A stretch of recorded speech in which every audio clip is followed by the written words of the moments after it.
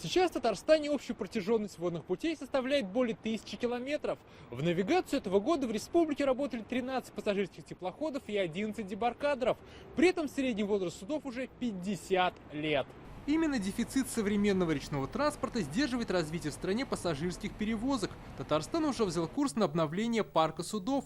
В этом году у нас создали судоходную компанию «Флот Республики Татарстан». И на Зеленодольском заводе построили 3 новых судна, в том числе 2 скоростных комфортабельных теплохода. О всей работе, идущей в этом фарватере, Рустам Минниханов рассказал на совещании в Минтрансе страны. Мы в бюджете предусматриваем перевозки, значит, на субсидирование и на тральные работы. Сейчас мы развиваем это направление, строим новые причалы, и есть программы реконструкции существующих причальной инфраструктуры.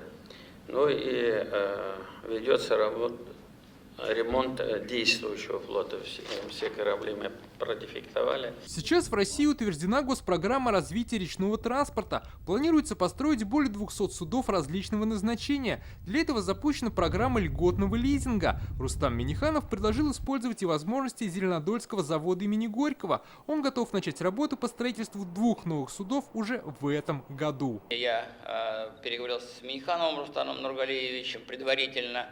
Мы поговорили с другими губернаторами, и мы решили все-таки попробовать организовать на Волге движение, которое способствовало бы развитию, во-первых, производства скоростных судов типа «Метеор», «Валдай» и развития туризма, а также пассажирских перевозок. Татарстан уже вошел в проект «Великий Волжский путь». По нему 6 соседних регионов будут развивать туристические маршруты и инфраструктуру для них. Из Казани теплоходы уже вышли в рейсы в Ульяновск и Чебоксары. Флот Республики Татарстан забирает участок от Чебоксар до Ульяновска. Наши коллеги из Нижнего Новгорода берут участок от Нижнего Новгорода, условно говоря, до Чебоксар. Дальнейшие этапы там, вы знаете, и Пермь направление, и выше, и вообще мы для себя видим задачу покрыть всю европейскую часть скоростными судами. На встрече в Минтрансе Рустам Минниханов обратил внимание, что развитие речного транспорта может встать на мель из-за обмеления Волги. Социальная напряженность вызвана обмелением Кубишского водохранилища. В связи с низким уровнем воды, в этом году, такая ситуация была в 2010 году. 5 населенным пунктам уже вообще не имеем доступа. Тетюши мы на скоростных катерах, на метеорах не можем подойти. К 2025 году в Татарстане планируют в 1,5 раза увеличить пассажиропоток речных перевозок.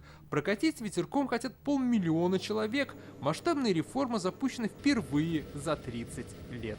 Дмитрий Аринин, Дина Газалиева, Алмаз Зейдинов, Александр Ярашов, ТНВ, Москва.